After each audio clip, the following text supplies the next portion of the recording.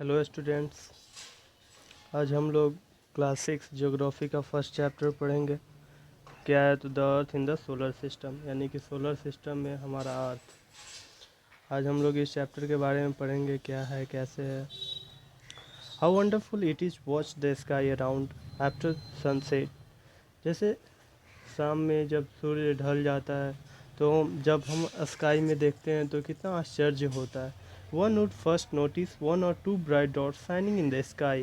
यानी कि क्या होता है तो उसमें छोटे छोटे जो ब्राइट डॉट्स होते हैं वो शाइनिंग करते हुए हमें स्काई में देखते हैं। Soon you would see the number increasing. और धीरे धीरे तुम देखोगे कि ये जो टीनी डॉट्स का जो नंबर होता है वो धीरे धीरे इंक्रीज होने लगता है। You can not count them any more. और तुम इसे ना गिन भी नहीं सकते हो, इतने ज़्यादा टीनी डॉट्स होते हैं। The whole sky is filled with tiny shining objects. और ये पूरा जो स्काई होता है, जब रात में हम छत से या अपने टेरेस से देखते हैं या विंडो से देखते हैं तो हमारा जो स्काई होता है वो कम्प्लीटली टीनी डॉट्स, ब्राइट जो टीनी डॉट्स मतलब शाइनिंग टीनी डॉट्स से जो होता है वो भरा होता है। They all appear to be twinkling. और वो सारे चीज़ जो होते हैं वो कैसा प्रतीत होता है, लगता है ये सारे चीज़ें जो हैं वो ट्विंकल कर रहा है। But if you look at the them carefully you will notice that some of them do not twinkle as others too. लेकिन जब आप ध्यान से उसे देखेंगे तो कुछ ऐसा पता चलेगा कि कुछ ऐसे भी सेलेस्टियल बॉडीज हैं या कुछ ऐसे भी चीज़ें हैं जो कि ट्विंकल नहीं करते रहते हैं। जैसे कि हमारा मून हो गया, मून जो है ट्विंकल नहीं करते रहता है, वो स्टर्ड होता है, वो मतलब बस साइन करते रहता है, वो उसमें कोई ट्विंकलिंग नज़र नहीं आती हम लोग को। Along with this bright object you may also see the moon on the most of the days.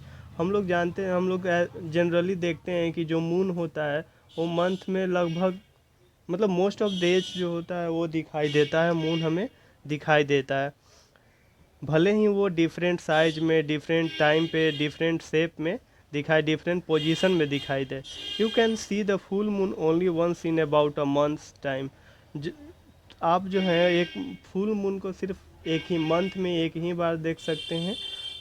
It is a full moon night. और कब? तो फुल मून नाइट मतलब हिंदी में इसे बोला जाता है पूर्णिमा।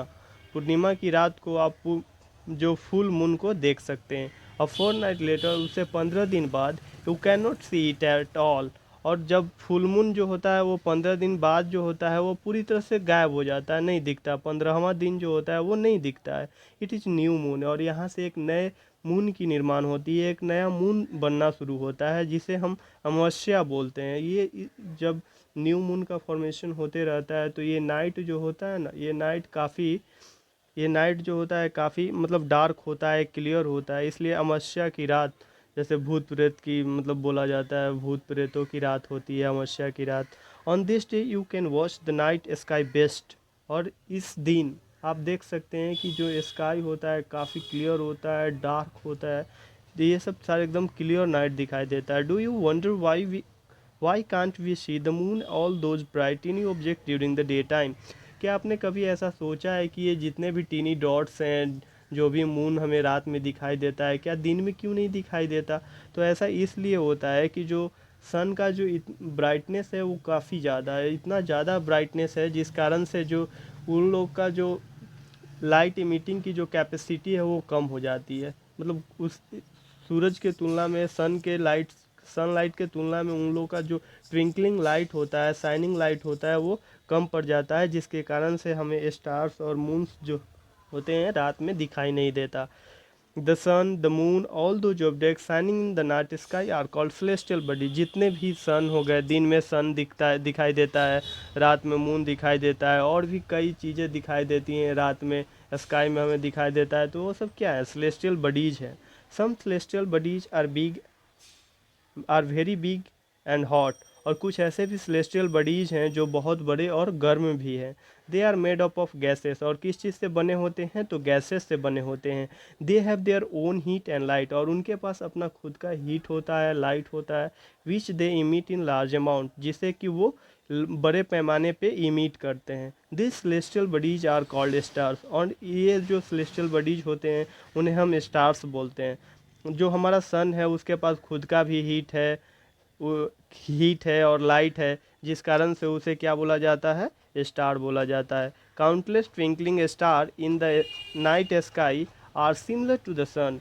और जितने भी काउंटलेस ट्विंकलिंग स्टार हमें दिखाई देते हैं रात में, रात के टाइम में स्काई में, वो सारे चीज जो स्टार्स होते हैं वो सन के बराबर ही होते हैं, वो सिमिलर होते हैं सन के, but we do not feel their heat और लाइट। लेकिन ये जैसे हम लोग सन का जो हीट है और लाइट है उसको हम फील कर पाते हैं, उसको फील मतलब उसको हम देख पाते हैं, मतलब ऐसा महसूस कर पाते हैं। बट ये जो टीनी ऑब्जेक्ट्स होते हैं रात में दिखाई देते हैं, जैसे अभी मैंने बताया कि सन और जो रात का ट्विंकलिंग स्टार होता है दोनों सिमिलर होता है, लेकिन जो सन का जो हीट होता है, लाइट होता है, उसे हम फील कर पाते हैं। लेकिन ट्विंकलिंग स्टार का जो लाइट होता है बस उसी को फील कर पाते हैं, हीट को नहीं फील कर पाते हैं। ऐसा क्यों होता है? ऐसा इसलिए होता है कि जो स्टार्स होते हैं हम लोग से काफ़ी दूर होते हैं, जो छोटे छोटे स्टार्स होते हैं वो काफ़ी दूर होते हैं। और ये जो स्टार्स होते हैं हमें भले ही छोटे दिखाई देते हैं, लेकिन एक्चुअली में ये छोटे होते नहीं है, सन से भी काफ़ी बड़े बड़े साइज के होते हैं, इसके बावजूद भी ये छोटे दिखते हैं। ऐसा क्यों होता है?